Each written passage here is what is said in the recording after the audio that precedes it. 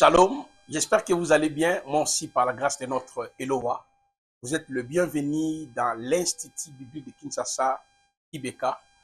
Mon nom, c'est Massé Bolan Placide, le prophète. L'Institut biblique de Kinshasa a prévu 31 cours pour une durée d'une année. Et à la fin de cette formation, vous aurez tous les détails. Ce matin, nous allons pouvoir parler sur un nouveau cours que nous avons intitulé la pneumatologie, le Saint-Esprit et ses différents modes opératoires d'Itanar, c'est-à-dire Itanar veut dire l'Ancien Testament ou l'Ancienne Alliance à la Nouvelle Alliance. La pneumatologie, c'est un nouveau cours que nous allons échanger avec vous et ce cours comprend 6 chapitres. Nous allons étudier ces 6 chapitres. Les 5 courants sur la doctrine de la pneumatologie, le binitariste ou le binitarisme, les trinitaristes ou le trinitarisme, les tritéistes ou le tritéisme, le monothéiste négatif et le monothéiste positif. Ça, c'est le premier chapitre. Et dans le deuxième chapitre, nous allons voir le rôle du Saint-Esprit dans les Tanakh, l'Ancien Testament, avant la croix et la Pentecôte, dans la création, dans les personnages, dans les rois, les sacrificateurs, les prophètes, les juges, les objets sacrés, les annonces prophétiques de la venue du Saint-Esprit. Ça, c'est le deuxième chapitre. Et le troisième chapitre, nous allons voir le rôle du Saint-Esprit dans les 4 évangiles. Dans la naissance de Yoshua, dans la naissance de Jean-Baptiste, dans la vie de Siméon, dans la vie de Jean-Baptiste, dans la vie des apôtres. Et le 4e chapitre, nous allons étudier le rôle du Saint-Esprit après la croix, depuis le jour de la Pentecôte. Et par la grâce du Seigneur, nous allons voir, il nous donne l'essoufflement, il produit le baptême dans le Saint-Esprit, il forme le membre du corps de Yoshua, il habite en nous comme un vêtement, il nous fait mourir et ressusciter avec Mashiach, il nous revêtit de sa puissance, il est l'auteur de la nouvelle naissance ou la régénération, il est l'auteur d'Issali. On va étudier ses rôles ici. Il nous a adoptés, il produit en nous la sanctification, il produit en nous le vouloir et le faire, il est notre consolation, il nous enseigne, il nous conduit, il nous parle, il constitue l'Église, il produit l'onction, il juge, il nous aide à prier, il intercède pour nous, il nous pousse en lui à adorer, il produit en nous la justice, il produit en nous le don spirituel. Et dans le chapitre 5e, nous allons étudier les 3 groupes de dons spirituels et leur mode opératoire, c'est-à-dire les dons selon Ephésiens 4, le verset 11e, les dons selon 1 Corinthiens 12, le verset 8 jusqu'au verset 11e, et les dons selon Romains chapitre 12, depuis le verset 8e. Et le dernier chapitre, nous allons étudier ensemble avec vous les rôles du Saint-Esprit après l'enlèvement de l'Église. Et ici, nous allons voir 4 informations dans la vie des 2 prophètes qui seront envoyés pour Israël, dans la repentance, conversion et la nouvelle naissance des 144 000 parmi le peuple d'Israël, dans la marche des saints, ceux qui ne participeront pas à l'enlèvement, et au retour de Yoshua après la bataille d'Armageddon, c'est Israël et les nations. Voilà les 6 chapitres que nous allons pouvoir étudier ensemble avec vous dans l'Institut biblique de Kinshasa, IBK. Avant que nous puissions aborder le premier chapitre, je dirais aux étudiants, ce cours n'a qu'un seul fascicule, ou syllabus, ou support. Il n'y a qu'un seul fascicule où nous avons tout résumé. Mais certaines précisions, nous allons beaucoup plus le présenter au cours de l'exposé et en privé avec les étudiants. C'est ce que nous faisons. IBK a 2 dimensions. L'Institut de Kinshasa, IBK a 2 dimensions. De la première dimension, nous mettions les enseignements à la portée de tout le monde. Il y a la deuxième dimension, nous mettions l'enseignement pour les étudiants parce qu'il y a certaines choses qu'on ne dit pas pendant la formation et en privé avec les étudiants et nous profitons, c'est-à-dire ils ont le temps d'échanger avec les professeurs et puis il y a le résumé global de tout ce que nous avons pu exposer. Et comme je l'ai déjà dit dès le début, ceux qui veulent nous rejoindre, à la fin, il y aura un spot. Avant que nous entrions dans dans le titre du chapitre 1er, je voudrais que nous puissions quand même dire la prière. Prenez votre cahier, pour ceux qui ont déjà l'air fascicules, mettez ça déjà à côté. Et nous allons d'abord remercier Elohim Adonai Yehoshua. Prions. Père, merci pour le temps et la grâce que tu viens de nous accorder afin que nous puissions partager ta parole avec tes serviteurs. L'honneur et la gloire revient en toi. Le Roi HaKodesh, c'est toi qui nous guides, c'est toi qui nous parles, c'est toi qui nous encourages. Manifeste ta gloire infinie. À ton nom glorieux Adonai Yehoshua. Amen. Eh bien, la pneumatologie, et dans ce cours, nous allons voir, parce qu'il y a pneuma et il y a logie. D'abord, le terme pneuma, nous allons le définir bientôt, et le terme logie. Logie, ça vient du grec logia, qui signifie étude, science, ou bien leçon. On appelle logia, étude, science ou leçon. En fait, la pneumatologie est la science, ou bien est l'étude, ou est la leçon qui étudie la doctrine du Saint-Esprit. Je viens de vous dire, nous avons pneuma et logia. Donc, logia est traduit par étude, science ou leçon. Donc, la pneumatologie est la science qui étudie la doctrine du Saint-Esprit. A été bel et bien écrit dans la langue hébraïque et quelques passages dans la langue araméenne. Mais le Nouveau Testament, le 27 livre, a été écrit bel et bien dans la langue grecque. Raison pour laquelle nous disions, la pneumatologie est la science qui étudie la doctrine du Saint-Esprit, sa personne, ses attributs, sa divinité, ses rôles. Le Saint-Esprit, en hébreu, c'est Ruach HaKodesh. Ce mot apparaît dans les Tanakh en Ésaïe 51, le verset 13, notez cela. Ésaïe 63, le verset 10 à 11e, et équivalent à l'Esprit de Dieu, le Ruach HaKodesh, équivalent à l'Esprit d'Elohim, ou bien Ruach Elohim. Trouvé pour la première fois en Genèse chapitre 1, la parole nous dit l'Esprit de Yahweh s'est mouvé au-dessus des eaux. On parle de Ruach HaKodesh, le Ruach Elohim, l'Esprit de Yahweh s'est mouvé au-dessus des eaux. Je viens de vous dire que l'Ancien Testament a été écrit dans la langue hébraïque. Le mot hébraïque traduit par esprit est roi. Il peut signifier vent, souffle, vie, colère, insubstantialité, région du ciel ou esprit ou un être rationnel. Le mot grec traduit par esprit, ce pneuma, peut signifier courant d'air, souffle, rafale, brise, esprit, âme, principe vital, disposition, ange, démon ou Elohim. Et raison pour laquelle nous avons dit que la pneumatologie est la science qui étudie la doctrine du Saint-Esprit. Grâce à ces cours, nous allons étudier l'œuvre du Saint-Esprit dans l'Ancien Testament et dans le Nouveau Testament, comme j'ai déjà donné les différents chapitres qui constituent le poumon de notre enseignement. Et nous allons entrer dans le chapitre premier. Dans le chapitre premier, nous allons voir le 5 courants sur la doctrine du Saint-Esprit. Chapitre 1er, les 5 courants sur la doctrine de la pneumatologie. On va voir le binitariste, le trinitariste, le trithéiste, le monothéiste négatif et le monothéiste positif. Il faudrait que vous puissiez comprendre, les enfants d'Elohim, il y a 2 grandes doctrines qui divisent les chrétiens. C'est au sujet de la doctrine de la christologie. Si l'identité, parce que la christologie, c'est la doctrine qui parle de l'identité de Yehoshua, est-il Elohim du vétérotestamateur ou pas?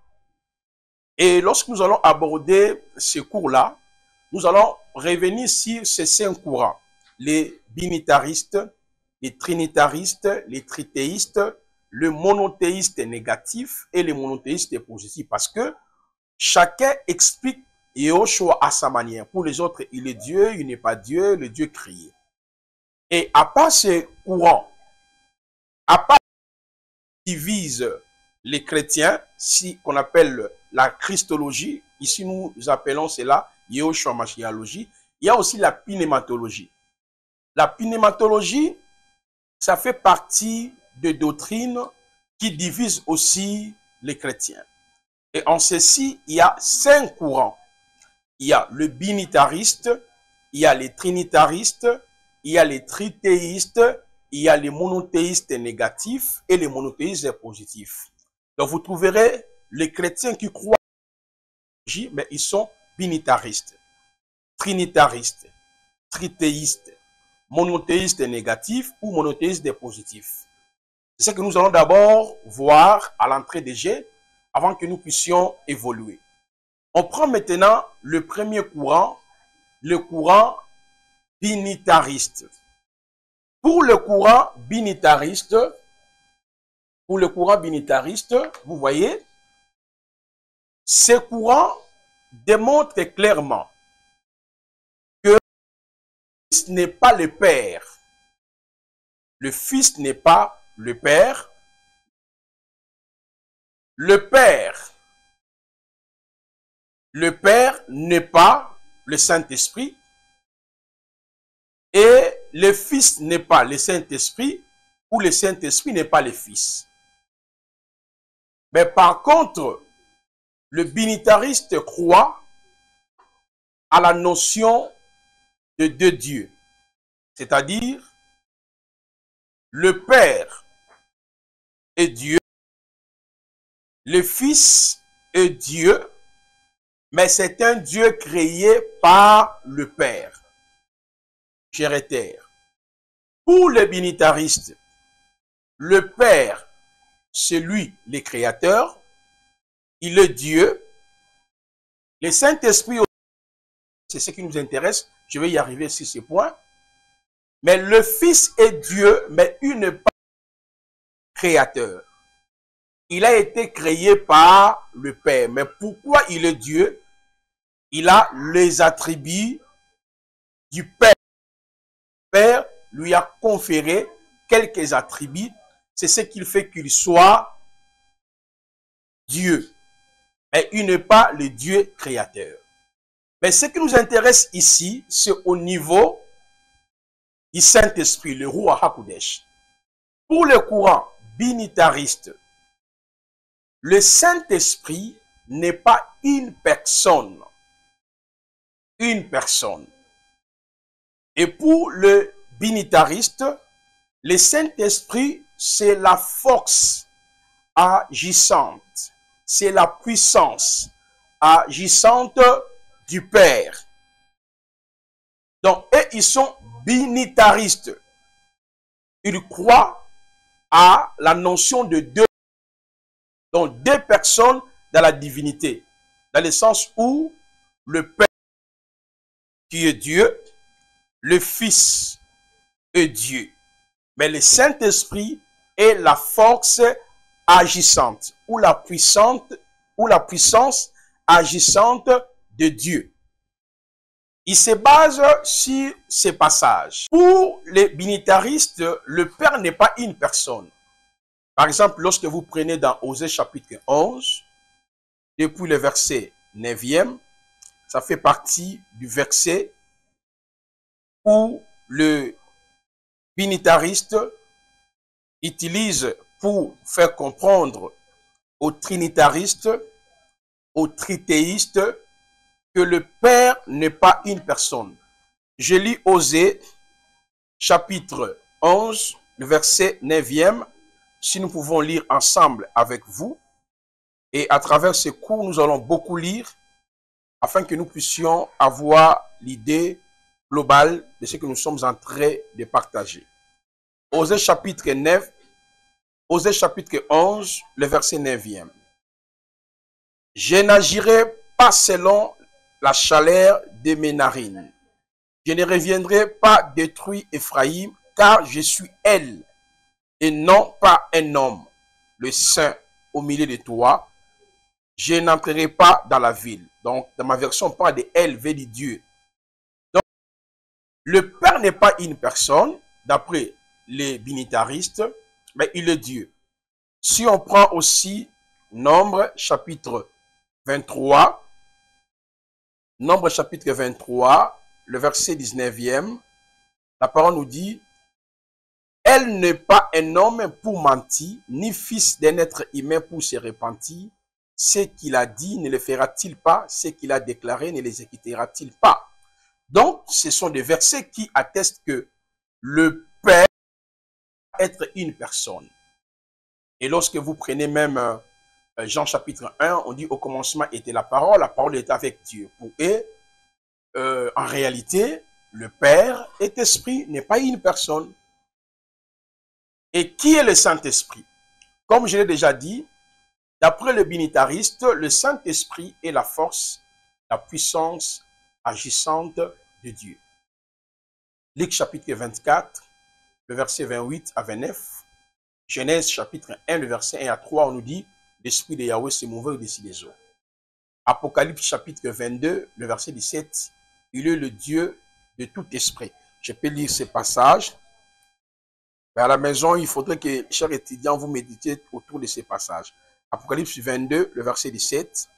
Et tous disent, viens, et celui qui attend dise, viens, et celui qui a soif, viens, que celui qui veut de l'eau de la vie la prenne gratuitement. Et l'esprit, dans sa vie, Dieu est esprit. Et le Saint-Esprit, c'est une force agissante de Dieu. Dans Hébreux chapitre 12, écoutez ce que le texte nous dit. À partir du verset 8 jusqu'au verset 23, il est écrit, mais si vous êtes sans châtiment auquel tu participes, vous êtes donc des enfants bâtards et non des fils. D'ailleurs, nous avions en effet pour professeurs de nos pères selon la chair, et nous les respections à bien plus forte raison que nous soumettons au Père des esprits et nous vivrons. Vous voyez? Et le Saint-Esprit ne peut pas être une personne. Donc, le Saint-Esprit, c'est la force agissante de Dieu. Dans Jean chapitre 4, le verset 23-24, la parole nous dit, l'heure est venue où les vrais adorateurs adoreront le Père en esprit et en vérité. Là, ce qui nous intéresse vraiment, c'est cette partie qui est le Saint-Esprit. Pour eux, le Saint-Esprit, c'est une force, c'est une puissance agissante de Dieu. Mais qui est le Fils? Pour les binitaristes, je l'ai dit, le Fils, c'est Dieu créé par le Père.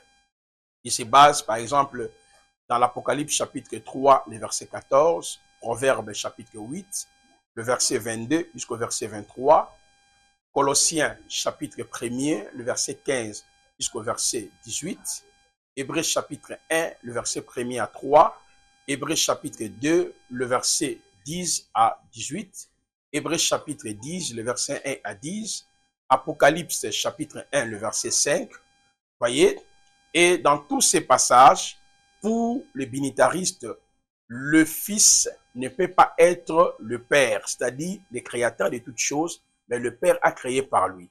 Lorsque nous allons aborder la Christologie ou Yehoshua Hamashiachologie, comme je l'ai dit, nous allons y revenir sur ces points. Mais ce qui nous intéresse, c'est le deuxième point qui est le Saint-Esprit. Donc pour eux, le Saint-Esprit, c'est une puissance agissante. Vous allez ajouter aussi Actes des Apôtres, chapitre 1. Actes, chapitre 1, le verset 7 jusqu'au verset 8e.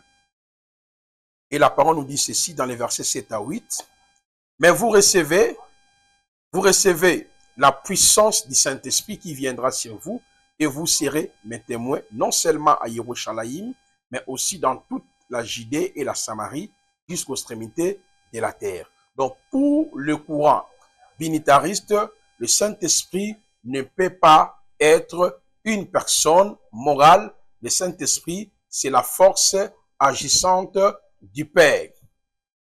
Mais cependant, ils ne croient pas que le Fils est le Créateur. Le Fils a été créé par qui? Par le Père. Voilà pourquoi on les appelle binitaristes. Ils croient à la notion de deux personnes dans la divinité, le Père ou le Fils. Mais le Saint-Esprit n'est pas une personne, c'est justement une force, une puissance, en se basant sur Actes chapitre 1, le verset 7 à 8 et les autres passages que j'ai donnés. Alors, il faudrait que vous puissiez d'abord noter cela. Et vous trouverez ce courant avec les témoins de Jéhovah qui croient à cela, le Saint-Esprit comme la force et la puissance de Yahvé. Le courant trinitariste, un de ces concepts appelés trinitarisme, affirme qu'il y a trois personnes distinctes dans la divinité. C'est-à-dire Elohim le Père, Elohim le Fils, Elohim le Saint-Esprit. Cependant, le Fils est Elohim, Dieu, le Saint-Esprit est Dieu, le Père est Dieu. Mais il dit ceci, le Père c'est une personne morale, le Saint-Esprit c'est une personne, le Fils aussi c'est une personne, il y a le Dieu, le Père, Dieu, le Saint-Esprit, Dieu, le Fils, ce sont trois personnes distinctes, mais qui forment un seul Dieu. Et vous trouverez ce courant avec les évangéliques, les pentecôtistes, l'Église catholique. Mais ils disent aussi que le Fils n'est pas le Père, le Fils n'est pas le Saint-Esprit. De la même manière, le Saint-Esprit n'est pas le Père n'est pas le Saint-Esprit. Pourquoi? Parce que sont trois personnes distinctes, mais qui forment un seul Dieu. Comme je l'ai dit, lorsque nous allons exploiter la Christologie, Yehoshua Hamashiachologie, nous serons dans l'obligation de revenir sur ce point. Mais ce qui nous intéresse, c'est l'aspect Saint-Esprit. Pour les trinitaristes, le Saint-Esprit, c'est une personne. Ok? C'est une personne, le Saint-Esprit. Agit comme une personne d'après les trinitaristes. Je dis, à savoir la croyance trinitarisme se base sur les articles définis. En français, l'article défini désigne les choses et l'être. Donc, le courant trinitarisme, est qui pensait que le Saint-Esprit n'est pas une personne, c'est la force agissante, comme nous avons lu, par exemple, dans Actes chapitre 1, le verset 8 à 9e. Mais pour les trinitaristes, le Saint-Esprit est bel et bien une personne. Pourquoi? Il y a les articles définis qui sont placés. Les trinitaristes s'opposent carrément au courant binitariste, le fait qu'il y a plusieurs passages qui placent l'article défini devant le Saint-Esprit. Par exemple, il demeure, Jean 14, verset 7. Il enseigne, il rappelle, Jean 14, le verset 26. Il rend témoignage, Jean 15, le verset 26e. Il convainc de péché, Jean chapitre 16, le verset 13. Il conduit dans la vérité. Il attend, il dit, il parle, il annonce, Jean chapitre 16, le verset 13e. Il inspire l'écriture et parle par elle. Actes chapitre 1, le verset 16. 2 Pierre chapitre 1, le verset 21. Il parle à Philippe. Actes chapitre 8, le verset 29e. Il appelle au ministère, comme là, le texte nous dit, pendant qu'il servait l'Éternel, l'Esprit dit, mettez-moi à part Paul et Barnabas dans les œuvres que je les ai appelés. Donc, pour le courant trinitaristes, c'est une personne, des articles indéfinis placés devant les consolateurs, il parle, il enseigne, il y a aussi il. Donc, d'après le courant trinitariste, vous allez voir, il y a toujours les, puis il. Donc, comme les articles indéfinis, ça nous renvoie aux êtres humains. De la même manière aussi, les pronoms personnels nous renvoient toujours aux êtres humains. Et le courant trinitariste sont déterminés pour dire le Saint-Esprit, c'est une personne. C'est une personne. Le Père, c'est une personne. Le Fils est une personne. C'est-à-dire, il y a trois personnes distinctes, mais qui forment un seul Yahweh.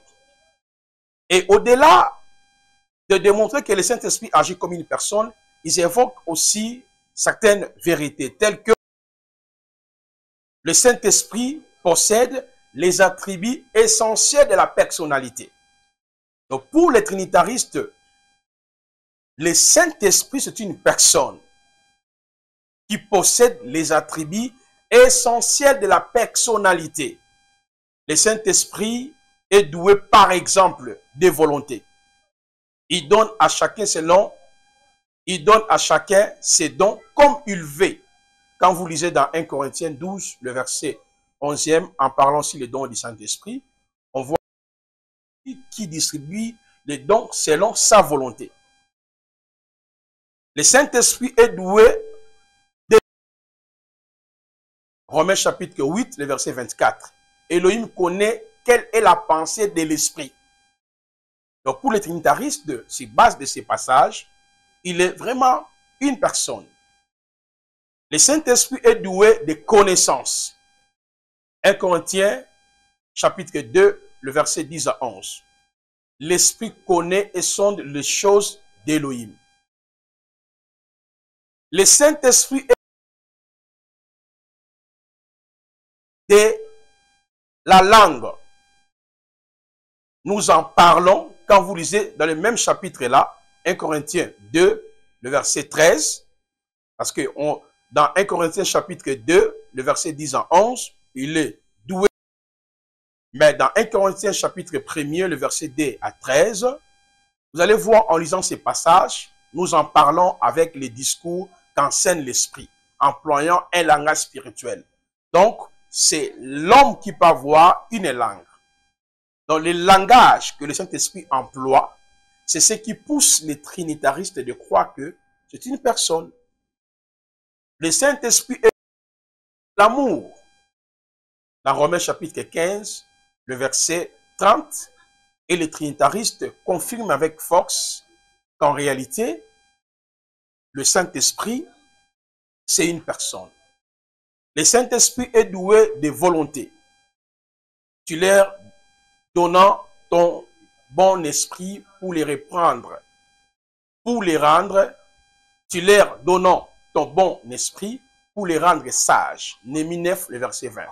Donc vous voyez comment les trinitaristes s'appuient, surtout comme il y a la notion de pronoms personnels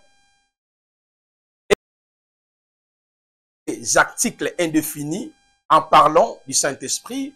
Pour eux, c'est une personne. Un être, quand on parle de la personnalité, on voit un être ayant un esprit, une âme et un corps. On appelle l'anthropologie. Pour eux, le Saint-Esprit est trichotomique. C'est-à-dire un être ayant l'esprit, l'âme et corps. Donc, lorsqu'on dit qu'il est une, automatiquement, on entre dans l'anthropologie. D'où le Saint-Esprit est une personne, un être ayant un esprit, une âme et un corps. Alors, à part ça, il y a d'autres arguments que le trinitariste utilise toujours pour démontrer la personnalité ou la viabilité du Saint-Esprit. Les noms qui lui sont donnés révèlent à la fois sa personne et sa divinité. Il est appelé l'Esprit. Genèse 6, le verset 3. L'Esprit d'Élohim. Et Chroniques 15, le verset 1. L'Esprit de Yahweh, Ésaïe chapitre 11, le verset 2e. Le souffle du Tout-Puissant, Job 32, le verset 8e. Le souffle, l'Esprit du Seigneur, Ésaïe 61, verset 1er à 2. L'Esprit du Père, Matthieu chapitre 10, le verset 20. L'Esprit de Yoshua, Actes chapitre 16, le verset 7. L'Esprit du Christ, Romains chapitre 8, le verset 9e. L'Esprit du Fils, Galates chapitre 4, le verset 6e. Donc, n'est-ce pas, si les noms qui lui sont donnés, pour les trinitaristes, ceci révèle à la fois sa personnalité et sa divinité. C'est ce qui atteste que le Saint-Esprit, c'est une personne. Voyez, il s'oppose au courant binitariste ou binitarisme qui fustige que le Saint-Esprit ne peut pas être une personne, c'est justement la force agissante de Dieu. À part ça, il y a un autre élément qui est invoqué par le courant trinitariste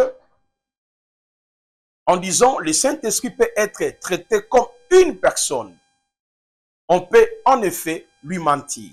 Dans Actes chapitre 5, le verset 3, on nous parle d'un couple qui ont été tués parce que ils ont tenté de mentir aux hommes de Dieu et l'apôtre Pierre a dit, vous mentez au Saint-Esprit. On peut en effet les tenter. Acte 5, le verset 9e. On peut en effet lui résister. Acte chapitre 7, le verset 51. On peut en effet l'attrister. Éphésiens 4, le verset 30 qui nous dit, n'attristez pas le Saint-Esprit de Dieu. On peut en effet l'outrager. Hébreux chapitre 10, le verset 29e. On peut en effet blasphémer contre lui. Matthieu 12, le verset 31. On peut en effet l'invoquer. Ézéchiel 37, le verset 9e. Vous voyez déjà le courant trinitariste, comment il se sert des textes bibliques pour appuyer la personnalité du Saint-Esprit. Avant que nous puissions conclure, nous pouvons vous dire ceci. Les trinitaristes démontrent que quand bien même le Saint-Esprit est une personne, mais il est Dieu, comme je l'ai expliqué. Pourquoi? Il remplit, en lui, il y a moraux de Dieu et non de Dieu. C'est ce qui fait que le Saint-Esprit soit Dieu. Je l'ai dit au début, le Père est Dieu, le Fils est Dieu, le Saint-Esprit est Dieu, mais sont trois personnes distinctes qui forment un seul. Et pour les trinitaristes, si le Saint-Esprit est Dieu, parce qu'il possède ce Dieu. En ce qui concerne les attributs de Yahweh, il n'existe que deux. Les attributs non moraux d'Élohim, ce sont les attributs que Yahweh ne communique pas à un être humain. Que ce soit l'être humain, les anges, les démons, Satan, aucun ne peut s'octroyer, n'est-ce pas, de ces attributs moraux d'Élohim. Il existe deux sortes d'attributs. Il y a les moraux d'Élohim qui sont incommunicables. Ils ne les partagent pas. Ce sont les attributs qui démontrent qu'il est le Créateur. Ça, les anges, bons ou mauvais, ne peuvent pas avoir les attributs non moraux d'Élohim. Mais on voit que le Saint-Esprit possède les attributs non moraux d'Élohim. L'omniscience. 1 Corinthiens chapitre 2, le verset 10 à 12. C'est à lire à la maison parce qu'on ne peut pas tout lire. Vous avez déjà les fascicules. On donne seulement l'essentiel. Et donc, voilà, on avance. L'omniprésence. Dans Psaume 139, le verset 1er. Jean 14, le verset 17e. L'omnipotence. Zacharie chapitre 4, le verset 6. Job 33, le verset 4. Psaume 104, le verset 30. Donc, ce sont les attributs qu'on retrouve lui-même. Mais le Saint-Esprit possède ces attributs. Au-delà qu'il soit humain, mais il est Dieu parce que on trouve les attributs non moraux en lui. Mais les attributs qui sont communicables, les attributs qu'il y a les êtres humains, ce qu'on appelle les attributs moraux d'Élohim ou de la moralité d'Élohim. La vérité, l'esprit de vie, l'esprit d'amour, l'esprit de sagesse. Par exemple, nous, l'Église, par la régénération, par la nouvelle naissance, nous manifestons l'amour, la vérité. C'est ce que la parole appelle le fruit de l'esprit. Galates chapitre 5, le verset 19 à 25. Galates 5, 19 à 25, on nous parle des œuvres de la chair et les œuvres de l'esprit. Mais le Saint-Esprit, au-delà de posséder les attributs non moraux d'Élohim, il possède également les attributs, écoutez bien, les moraux d'Élohim. Et c'est ce qui fait qu'il soit Dieu. C'est alors, je vous ai dit, le Fils n'est pas le Père n'est pas le Saint-Esprit, ou le Saint-Esprit n'est pas, ou le Fils n'est pas le Saint-Esprit n'est pas le Fils, mais tous sont Elohim, ils sont Dieu, parce qu'ils partagent les attributs. Et lorsque j'aborderai la Christologie ou Yehoshua Hamashiachologie, je vais toucher ces points. Mais ce qui nous intéresse ici, c'est la partie du Ruach HaKodesh, le Saint-Esprit. Donc pour eux, le Saint-Esprit, c'est une personne. À la lumière de ce qui précède, et le courant trinitariste au courant binitariste qui pense que le Saint-Esprit ne peut pas être une personne. Le Saint-Esprit est la force agissante de Dieu. C'est de là est né le troisième courant au sein des trinitaristes en ce qui concerne la personnalité du Fils, la personnalité du Père et la personnalité du Saint-Esprit. C'est le courant tritéiste. J'ai dit, dans les rangs des trinitarismes, on peut distinguer deux tendances extrêmes. D'un côté, certains trinitaristes mettent l'accent sur l'unité d'Élohim sans avoir une compréhension développée avec minute de la signification de trois personnes distinctes dans la divinité. Cela veut dire quoi? Les tritéistes sont toujours les trinitaristes. Cela veut dire, ils croient que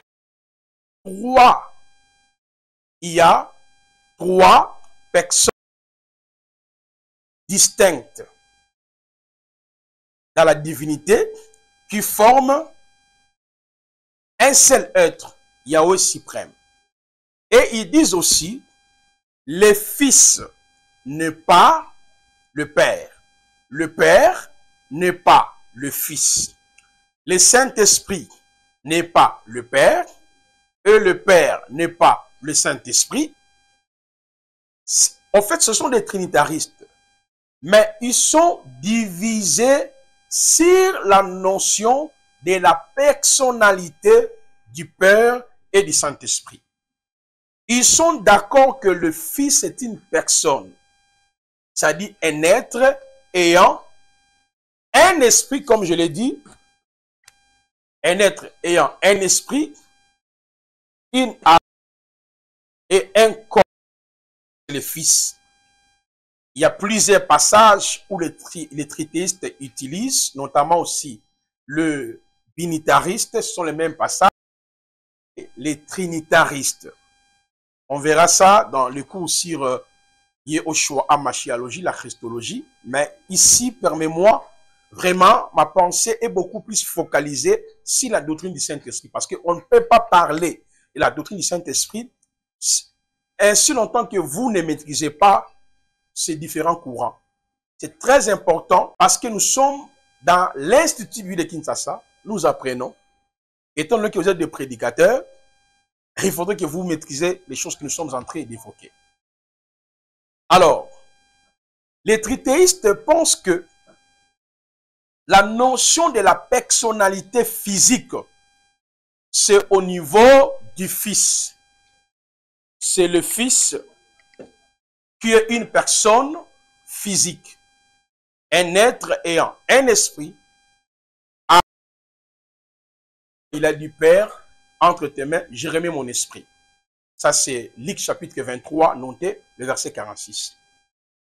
Et par exemple, dans le livre de Matthieu, on nous dit, il a eu compassion de la foule. Ça, c'est l'âme. Et par exemple, la parole nous dit, il est né de Marie. C'est le corps. Acte chapitre 10, le verset 37 à 38, la parole nous dit, vous avez vu comment Dieu a oint du Saint-Esprit Yahushua, qui allait de ville en ville. Il avait un corps, il a eu compassion, il avait une âme et il avait un esprit. Donc, pour les trithéistes, si on doit parler de la notion de la personnalité, c'est au niveau du Fils. Mais pour eux, la notion de la personnalité, c'est si le Père et le Fils, mais la compréhension, elle est différente que les trinitaristes et les trithéistes. Et ils parlent par contre de l'anthropomorphisme. Raison pour laquelle je dis, d'un autre côté, d'autres trithéistes, d'un autre côté, d'autres trinitaristes mettent l'accent sur la triade, au point qu'ils croient en trois êtres conscients et essentiellement trithéistes. Pour les trithéistes, le Père et le Saint-Esprit ne peuvent pas être deux personnes morales. Car le Père est esprit, il se base sur ces passages. Le Père n'est pas une personne, en utilisant par exemple Genèse chapitre 1, le verset 1 à 3. Hébreux chapitre 12, le verset 8e. Apocalypse chapitre 22, le verset 17. Jean chapitre 4, le verset 23. Nombre chapitre 23, le verset 19e. Osée chapitre 11, depuis le verset 8e. Donc, pour les trithéistes, le Père ne peut pas être une personne, c'est-à-dire être ayant un esprit, une âme et un corps. Et ils voient par contre ce qu'on appelle l'anthropomorphisme. Je vais y arriver sur ce point. Ils disent aussi que le Saint-Esprit est le Père. Et ils croient que le Saint-Esprit est le Père. Le Saint-Esprit ne peut pas être une personne. En se basant dans 1 Thessaloniciens chapitre 5, le verset 23, verset 22 à 23, 1 Corinthiens chapitre 6, le verset 19e, 1 Corinthiens chapitre 3, le verset 16e, Actes chapitre 5, le verset 3 jusqu'au verset 4e, Jean chapitre 4, au verset 24. Ils sont différents par rapport et le Père est différent du Saint-Esprit, c'est par rapport au rôle. Mais lorsqu'il y a les articles indéfinis et les pronoms personnels comme les il placés devant le Ruach HaKodesh, le Saint-Esprit, pour les trithéistes, cela nous renvoie dans la notion de l'anthropomorphisme. Et ils voient l'anthropomorphisme. Quand on parle de l'anthropomorphisme, on voit d'abord anthropos. Anthropos, c'est un terme grec, notez. Anthropos, c'est un terme grec qui signifie tout simplement homme. C'est la typologie de l'homme. Donc, anthropos qui signifie justement l'homme. Et pour eux, l'anthropomorphisme signifie Yahweh qui est esprit, mais qui utilise les langages, mais en restant dans son essence, dans sa nature étant esprit, mais il se sert des langages humains pour pouvoir communiquer un message. Ça veut dire Yahweh qui reste dans sa nature étant esprit, cependant, il se sert des humains comme les organes, la bouche, pour pouvoir nous faire parvenir son message. Pour les trithéistes, Yahweh ne peut pas être une personne humaine. Le Saint-Esprit ne peut pas être une personne. C'est le Fils qui est une personne, c'est-à-dire il est un être ayant un esprit, âme et un corps. Quand bien même les articles indéfinis comme les et les pronoms personnels comme il ou les, ok, utilisés pour parler d'esprit, cela nous renvoie dans l'anthropomorphisme. Ils évoquent des exemples sans amel, mais je pris seulement quelques exemples ici parce que ce sont des choses que nous allons étudier ça dans la christologie. Si vous lisez par exemple Genèse chapitre 6, le verset 6, ou Genèse 8, le verset 21, où Yahweh dit, la parole nous dit que les cœurs, Yahweh se répand d'avoir créé l'homme. Est-ce que Dieu a un cœur?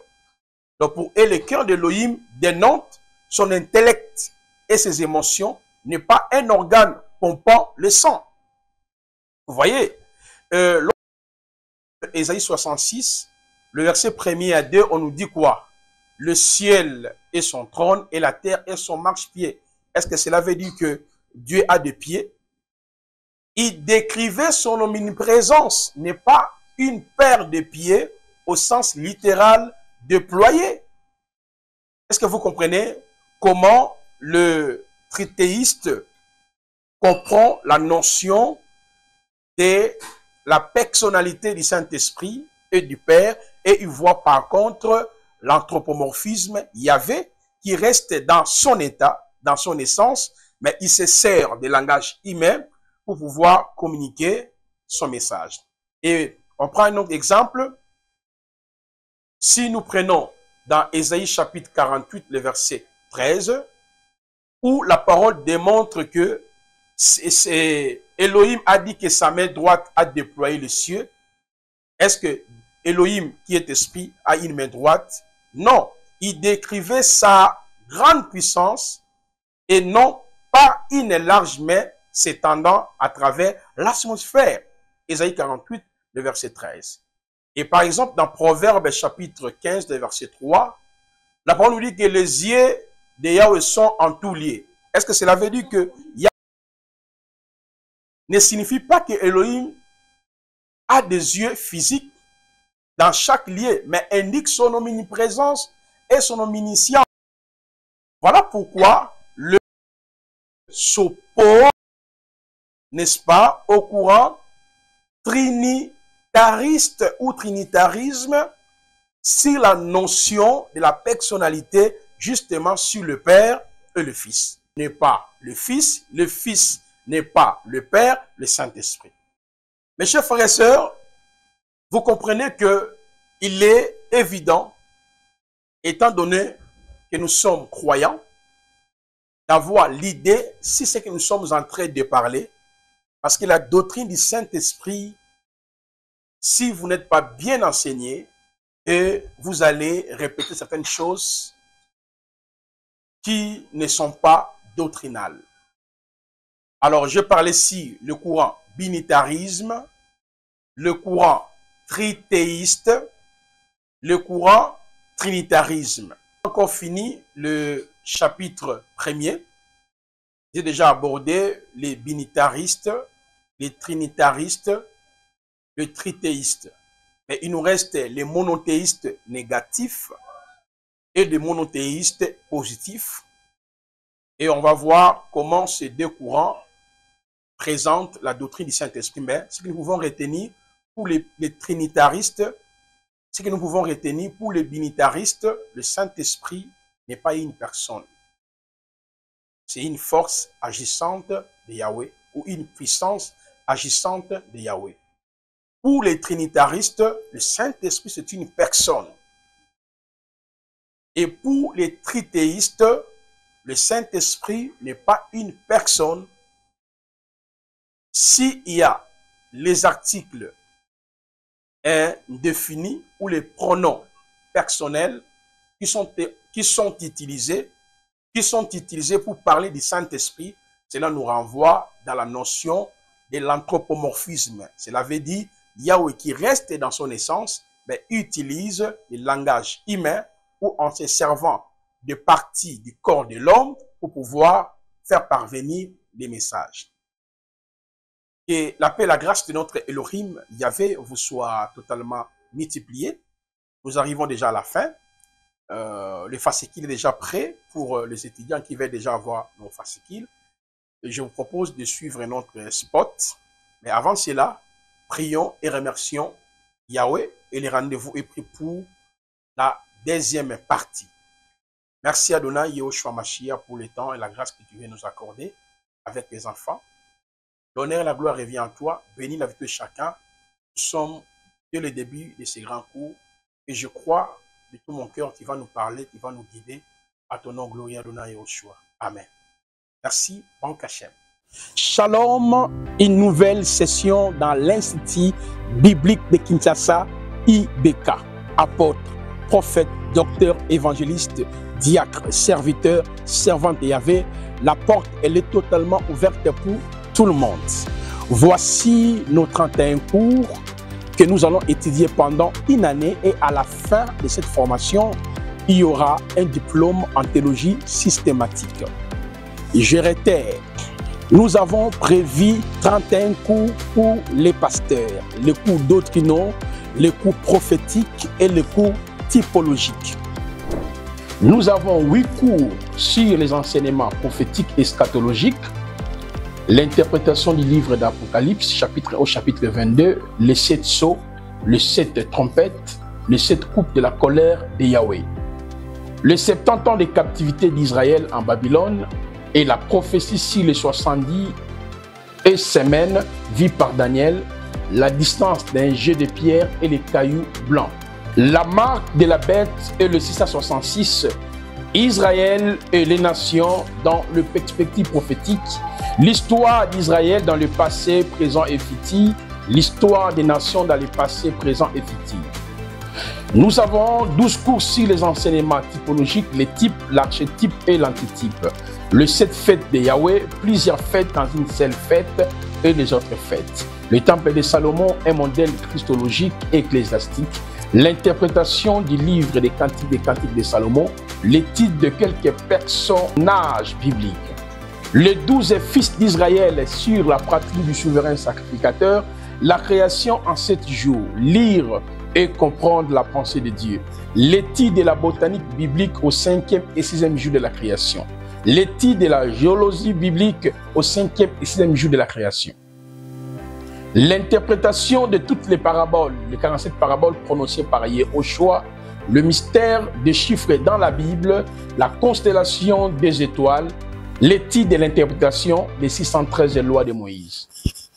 Nous avons 11 cours sur les enseignements doctrinaux, Christologie, qui est réellement Yehoshua, est-il Elohim du Vétérotestamateur, les 7 paroles prononcées avant, pendant et après les 3 heures des ténèbres à la croix par Yehoshua, le changement du sacerdoce lévitique et l'appel au ministère de la parole selon Ephésiens 4.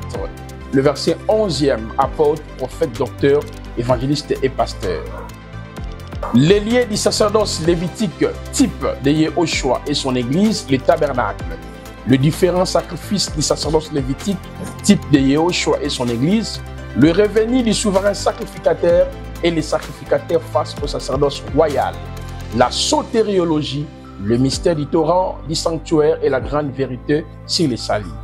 L'initiation à la langue hébraïque, comment lire et comprendre la grammaire biblique. L'aperçu panoramique de la Bible, comment interpréter la Bible du Tanakh à la Nouvelle Alliance. La pneumatologie, qui est le Saint-Esprit, comment opérer dans les dons spirituels. L'angélologie, la doctrine des anges du Tanakh à la Nouvelle Alliance. La préparation de l'épouse, Église des mystères cachés révélés. Le 6 piliers futuristes de l'Église, la doctrine de l'enlèvement, la doctrine des tribunaux de Christ, la doctrine des couronnements, la doctrine des festins des noces de l'agneau, la doctrine du règne millénium, la doctrine de la félicité éternelle et l'histoire de l'Église, tome 1, tome 2 et tome 3. Cependant, vous aurez 280 fascicules. Inscrivez-vous massivement. Voici notre numéro de contact. Vous pouvez nous contacter afin de pouvoir prendre votre inscription.